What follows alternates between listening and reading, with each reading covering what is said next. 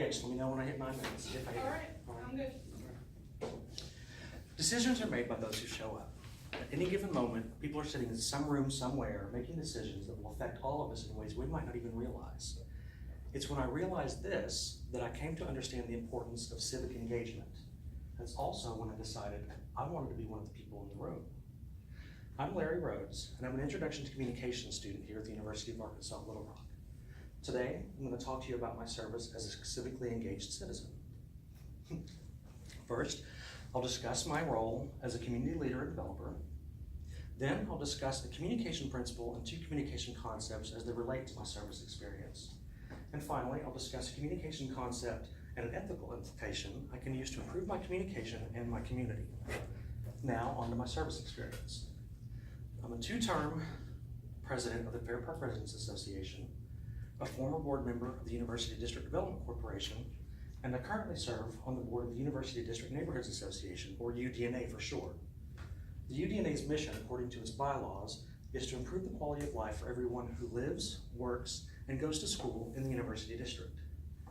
In my service with the UDNA, I work with other community leaders to represent the 8 neighborhoods that make up the University District.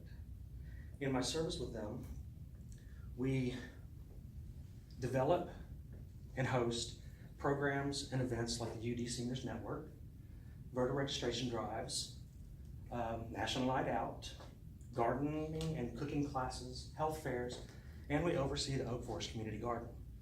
I started my service with the University District over 7 years ago when I bought a house in the area, and I imagine I'll continue my service until either I move away or I die, whichever happens first. Now, on to a communication principle and the concepts that I mentioned.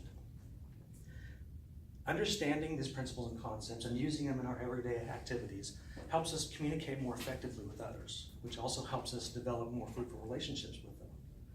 A communication principle that relates to my service experience is that communication is inevitable. According to the UALR Survival Guide 2018, this simply means that you can't not communicate. Everything you say and do, everything you don't say and do, how you dress, how you carry yourself, everything about you can be interpreted by others to mean something. And once that interpretation occurs, communication has occurred. An example from this from my service experience is that if I don't engage my community leaders, they will interpret my silence as meaning I don't need anything from them. This in turn keeps me from being able to serve my community as effectively. My example illustrates this principle because if we don't engage our civic leaders, our elected officials, if we don't vote, that communicates to them that we don't need anything from them or that we don't care if we get anything from them. And the result is that we get nothing from them. The first communication concept that relates to my service experience is mindful listening, which according to Adler, Rodman, and Dupree 2017, is being fully present with people. It's not just listening to what they say, but how they say it. It's paying attention to their body language and even taking note of what they don't say. An example of this from my service is that when other members of my community come to me for help, they sometimes struggle to articulate what they need. But by mindfully listening to them, I can better understand what they're trying to say, which also helps me better advocate for them. My example illustrates this concept because even when other people sometimes struggle to communicate with us effectively, if we engage in mindful listening, we can still facilitate more effective communication. The second communication concept that relates to my service experience is the self-fulfilling prophecy. According to Adler, Rodman, and Dupree 2017, this is a tendency for a belief in outcomes to occur to cause them to occur when they might otherwise not. An example from my service experience is that when I believed elected officials had no interest in working with their constituents to solve problems, I didn't try to work with them to solve problems. And guess what? Problems didn't get solved.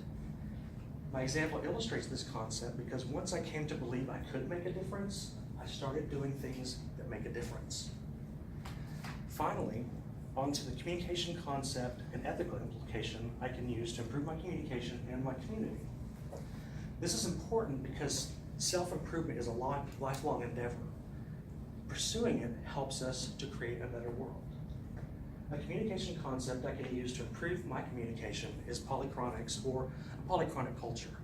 According to Adler, Rodman, and Dupree 2017, This means using time in flexible ways that allows for the pursuit of multiple tasks or goals simultaneously. The way I can use this to improve my communication is that if I open myself up to the experience of maintaining multiple lines of communication simultaneously, I can work with more people simultaneously so that I can pursue and achieve more goals simultaneously. An ethical implication I can use to improve my community is restraint. According to the UALR Survival Guide 2018, restraint is refraining from insulting others or engaging in other negative communication. How I can use this to improve my community is to rein in my frustration with elected officials to the point that I'm not as likely to publicly call them out for untoward behavior. This will in turn allow me to maintain more positive relationships with them so that I can better lead and ultimately better serve my community. So to wrap up, today I discussed my work as a civically engaged citizen. First, I discussed my role as a community leader and developer. Then I discussed a communication principle and 2 communication concepts as they relate to my service. And finally, I discussed a communication concept and an ethical implication I can use to improve my communication and my community. Every day, people are making decisions that affect every part of our lives, whether we want them to or not. The only way we can ensure the decisions they're making will help us rather than hurt us is to make our voices heard. And all we have to do to be heard is to show up.